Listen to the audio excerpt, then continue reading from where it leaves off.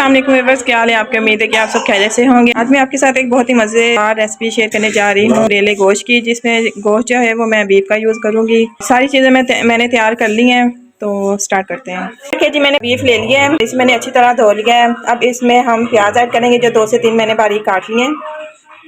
2 से 3 टमाटर मैंने काट लिए, वो इसमें मैं ऐड करूँगी। लहसुन का पेस्ट है जो 2 से 3 चम्मच मैं ले रही हूँ। 3 से 4 हरी मिर्च मैंने बारीक काट ली है, वो इसमें मैं ऐड करूँगी। इसमें हम स्पाइसेस ऐड करते हैं। चलिए 1½ टेबल स्पून मैं रेड चिली पाउडर ऐड करूँगी। 1½ टेबल स्पून ही मैं सॉल्ट ऐड करूँगी।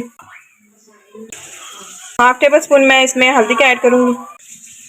1 गिलास मैं इसमें पानी का ऐड करूँगी। बहुत ज़्यादा पानी हमने इसमें नहीं ऐड करना, क्योंकि हमारी जो इसमें सारी चीज़ें डाली हैं, प्याज और ये जो बीफ डाला है, ये धो के यूज़ करते हैं ना, तो ये खुद भी पानी काफ़ी छोड़ देते हैं। तो हम 1 गिलास पानी ही इसमें यूज़ करेंगे, ज़्यादा पानी नहीं यूज़ करना।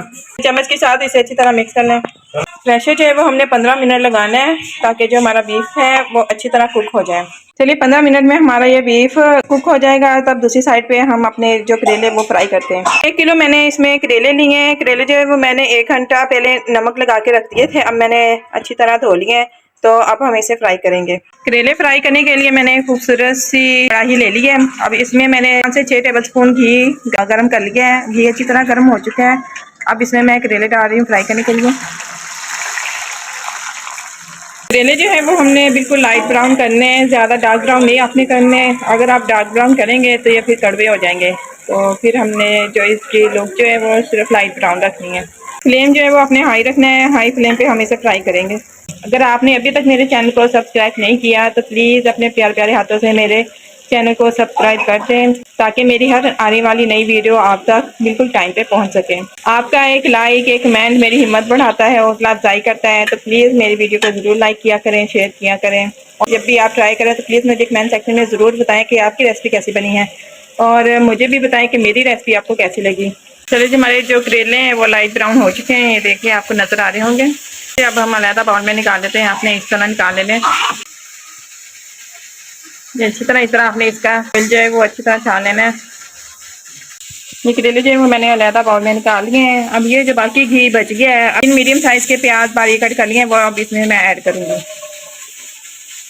प्याज को है वो हमने लाइट ब्राउन करना है, बस इतना हमने करना है इसे फ्राई कि ये नरम हो जाए बस। और ये प्याज जो है वो हम करेले गोश्त में इसलिए यूज़ कर रहे हैं ताकि जो हमारी ग्रेवी है वो बहुत ही अच्छी बने। चलिए प्रेशर को हमारे जो 15 मिनट मुकम्मल हो चुके हैं। बीफ जो है हमारा फुल कुक हो चुके हैं। मैं आपको बोटी तोड़ के दिखाती हूँ। ये देखें बिल्कुल अच्छा है, कितनी ना बिल्कुल फट से टूट गई। चलिए अब इसकी हम बुनाई करते हैं। बुनाई करने के लिए मैंने एक खूबसूरत सी कढ़ाई ले ली है, जिसमें मैंने घी गर्म कर लिया है। अब इसमें हम ये ऐड करते हैं।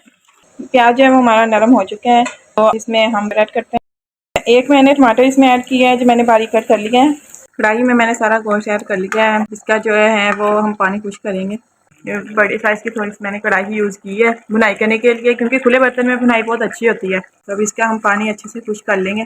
पानी खुश्क हो जाएगा, उसकी निशानी ये है कि ना ये घी छोड़ देता है, और जब तक ये घी ना छोड़ दे तब तक हम इसे मीडियम फ्लेम पे रखेंगे। 1 टेबल स्पून हम इसमें कुछ धनिया का ऐड करेंगे। टेबल स्पून ही हम इसमें गरम मसाले का ऐड करेंगे। ½ टेबल स्पून हम इसमें ब्लैक पेपर पाउडर ऐड करेंगे। अब इसकी हम अच्छी तरह बुनाई कर लेंगे। दूसरी साइड पे ये जो हमने ग्रेवी के लिए मसाला तैयार किया था वो भी बिल्कुल तैयार हो चुका है। टमाटर को भी मैंने सिर्फ 1 मिनट के लिए इसमें फ्राई किया है। अब हम फ्लेम को ऑफ कर देंगे। तो देखिए हमारा गोश्त जो है वो बिल्कुल अच्छी तरह उसकी बुनाई हो चुकी है, घी छोड़ दिया है गोश्त ने। तो अब हम इसमें फ्राई किए हुए करेले डाल देंगे। तो जो हमने ग्रेवी के लिए मसाला तैयार किया है वो भी हम डाल देंगे इसमें। ये प्याज और टमाटर जो है वो जो हमने लाइट ब्राउन किए थे वो इसमें मैं ऐड कर रही हूँ, ताकि जो इसकी ग्रेवी है वो बहुत ही मज़े की बने। अब इन सारी चीज़ों को अच्छी तरह मिक्स कर लेंगे। चलिए अब इसे मैं 5 मिनट के लिए दम पे रख रही हूँ। दम पे इसलिए मैं रख रही हूँ ताकि जो इसमें हमने चीज़ें मिलाई हैं, करेले और जो ग्रेवी के लिए मसाला ऐड किया है, इसमें जो बाकी स्पाइसेस हैं वो अच्छी तरह ऐड हो जाएं।